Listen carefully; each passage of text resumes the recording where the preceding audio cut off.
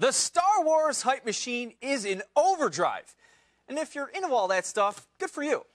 Although hokey religions and ancient weapons are no match for a good blaster at your side, kid. Here's my recent trip to the biggest geek fest of all time.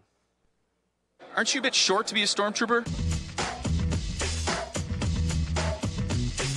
Can I ask, how is Biggs doing? Biggs is dead. Okay. It was a shame. Can you do a quick rendition of Changes for me? Changes. Welcome to Star Wars Celebration 3 here in freezing cold Indianapolis. Now, this is the fourth time that Star Wars fans have come together before the release of a film, which begs the question of why it's called Celebration 3. But I digress. 28,000 people are expected to be here, a third of them dressed up as stormtroopers. And the big surprise this year is George Lucas is on site, although he won't talk to me. This X-Wing was created by Lucasfilm for the re-release of the movies back in 1995, 97. It was one of 7. Yeah, hi, Mom. Could you come pick me up? I forgot my helmet. So basically what's going on here is there's a lot of people dressed up in costumes waiting in really long lines who are taking pictures of other people dressed up in costumes waiting in really long lines. I just saw George Lucas this morning. I waited in line since 5 p.m. yesterday, and it honestly felt like a tsunami. It was horrible, but it was worth it getting to see George Lucas in person. There's going to be a TV series. It's going to be like real live-action actors. He said it's going to be about secondary characters, but he didn't really say which ones. You heard it here first, folks. Second-hand information from someone else who saw George Lucas today. Excuse me, sir. Can I ask you a question? Yeah. Do you know that you have a water bong sticking out of your backpack? I don't think so. Maybe later you and I can meet in the bathroom. No, I don't think so. Are you guys getting a lot of attention because you're in costume today? Yeah, a little bit. A little more attention because of the breasts. Star Wars wouldn't be Star Wars without the merchandising. This place has hundreds of booths where adults can come and get toy figurines. Or something like this, my favorite, the Jar Jar Binks collectible Taco Bell mug. Boo Jar Jar is right, ma'am. So you guys playing cards?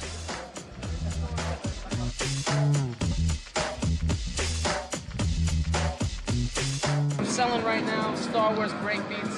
It's my remix record. It's just Star Wars remixes and such. From like the Empire March and stuff like that? Classic Trilogy and Phantom Menace.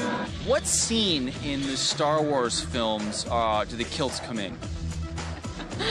Why don't you answer that one? It's somewhere on the editing room floor. Is it like swimming in cold water? What kind of stuff are people asking for? Vaders. I have a lot of requests for Vaders. A lot of the cog pieces. This is called the cog. It's an Imperial cog. It's actually like a symbol for the Empire. I have implants to make my Tusken Raider eyes pop out. Oh my God. Yeah, so I'm really devoted. My knuckles are tattooed. Finally, someone has it right, because what's the point of building an R2 unit if you can't race them against other ones and run them around an obstacle course? This is the 2005 running of the robots.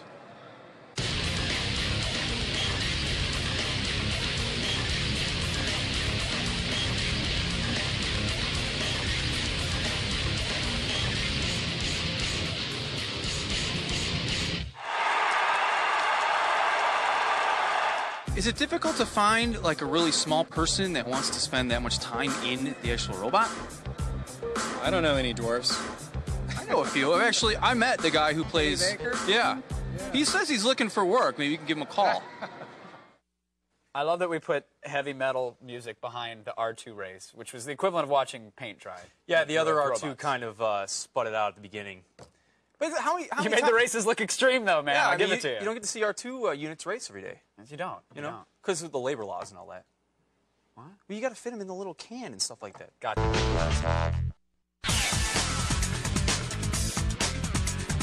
People who make fan films are a strange breed, because for all their hard work, they're probably never going to see a dime. Instead, it's about love for all things Star Wars. Here's some more from Star Wars Celebration 3.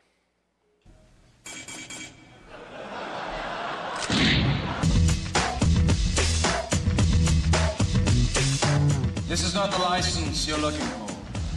No, I need to see your license and your insurance. This gets better every time we see it.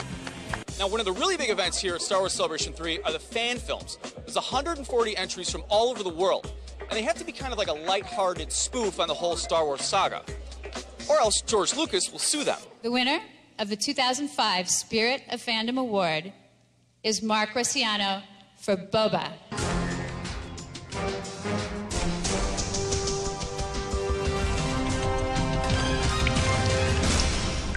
And I'd like to thank my cat Harper, who pretty much is stealing the show. It's my privilege to honor and give the best original song to Timothy Edward Smith for one season more. Somewhere far, far away. I'm just blown away and really just kind of speechless. I want to thank my. It's goofy at times, but it takes itself seriously at times too. So it's we've just gotten a lot of great feedback. And every new day. Now, since the fan films are supposed to be kind of funny, there's a lot of pop culture references. Thankfully, this year, there was no Paris Hilton. The winner of the Crossover Spoof Award this year, however, goes to Anakin Dynamite. God, idiots! Hey, Anakin, what'd you do last summer? I told you, I spent in Tatooine hunting Tusken Raiders. Did you kill any? Yes, like 50 of them. What'd you use? A freaking lightsaber, what do you think? Who did the character Anakin Dynamite? That was a friend of mine's, John Baker. He's really, really good. He's the guy. I mean, there's very little acting. That's almost him. Lightsaber skills, speeder bike skills, Jedi mind trick skills. You know, skills. God! This is the Fan Film Awards. This is the film that you guys picked. John Hutchins at the front.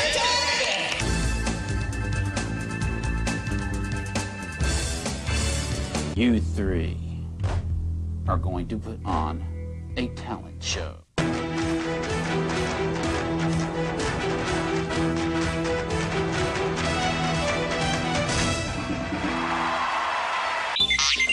No, RT, you can't read the winner. Nobody understands what you say.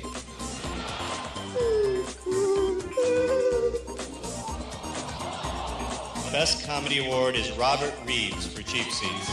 Woo! Woo! Woo! Woo! Woo! What? We did? Oh, okay. Woo! Woo! Woo! Woo! Seeing Star Wars for the first time when I was about 9 years old in '77 made me want to be a filmmaker. Woo! Woo! Now, speaking of Mr. Lucas, he actually gives his blessing to the whole fan film thing. And this year, he's actually picked a winner. It's called For the Love of the Film, which is kind of ironic because it's arguably better than Episode 1. Help me, Obi-Wan Kenobi. You're my...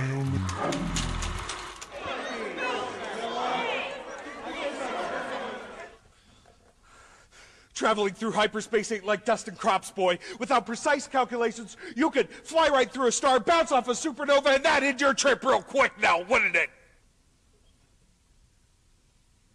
The winner of this year's award is For the Love of Film by Barry Curtis and Troy Metcalf. That George Lucas would actually say my name and not be cursing me in like a traffic accident. You know, that it would be in a good way is just mind-blowing to me. I know it's closer than before, but I'll be waiting here one season more. Oh, you okay? It gets me every time. Once you get that song in your head, it's tough to get it out. A lot of work going into those things, man. Yeah, they're very good. No, it's incredible work, but is there a payoff? Like, what's the reward? Are there prizes for the different categories? It all depends on kind of what category it is. Some of them are sponsored, some of them are not. It's a couple, I think $1,000. And they all get a nice little, you know, R2 and 3PO kind of gold statuette. Very nice. Which actually isn't gold. Definitely worth the price of admission. Yes. Very And cool. Anim Films is behind it. If you want to see more of those, all the winners, they've got them in their entirety. Go to our show notes, and we will provide you with links through the internet, Kevin. Oh, it's a great place for the links, too. I thought that was a good idea. It is. You know, when I was a kid, I really thought I had a shot at starring in the Star Wars movies, because we all knew they were going to be made eventually. Alas, the dream was never realized. But being in a Star Wars film is like a full-time job with the constant pressure of living up to all those fans. Now, the nice thing about Star Wars Celebration is the fans get to meet some of their favorite stars from the films without their makeup on, so they can see what they really look like. I met R2-D2, I met Boba Fett. The guy who plays Chewbacca wouldn't talk to me. Darth Vader did, however. At least he's cool. I'm trying to assassinate the Queen, and I'm Oh, that's you. working underneath Jango Fett, and Obi-Wan and Anakin see me and start chasing me. Do you think that, you know, your character's so popular because he's like a really cool bad guy? I think there are three things about Boba Fett. I mean, first of all, the costumes. It's cool. Right. Secondly, he answers Darth Vader back, gets away with it. Not many people do that. Right. And then, of course, he captures Han Solo. And the fans like him because he's on his own. He's his own man. You're a Jedi? I'm a Jedi, yes. Crazy. How'd you score that? I scored that when I was an employee of one of George Lucas's companies, Industrial Light and Magic. I started out as a PA there after college, and then just kind of one thing led to another, and we ended up in front of the camera. That's the coolest thing I've ever heard. Now, dressing up like characters from the films is really become kind of an art form. But being your run-of-the-mill stormtrooper is kind of passé. So what you need to do is find kind of a minor character and then make your own costume in excruciating detail. Here comes my character. This is you? He's coming towards me. Yeah. This is gonna be freaky. Yeah. My name is Karen. I come from Daytona Beach, Florida, and Aayla Secura is my favorite Star Wars character. So you figured, what the hell, I'll put on some blue paint? Yep. Come on out. Yeah, you can't do this every day. In the big pirate scene in Episode 2, what was your motivation when the swashbucklers came aboard the ship? All I was looking for was to push them off the ship and take all the bloody gold. Episode 2, I did a scene where I was eating on the table 100 times. We had 100 plates of tofu, is it? And, oh, God. Yeah, God. Yeah. 58, I was spewing my rings, and they had a spew bucket there, and that's why I don't look too happy when I'm eating, because it's tofu. If you have tofu 100 times over, that's what you look like. So I need to know, when you guys go to the bathroom, do you cross your streams? Where's your fourth guy? Wasn't there a black guy involved, or what happened to him? Well, he shaved his head and is going around as Mace Windu now. So this is the original R2-D2, correct? Yeah, right. You were in that little box, right? Claustrophobic. Uncomfortable.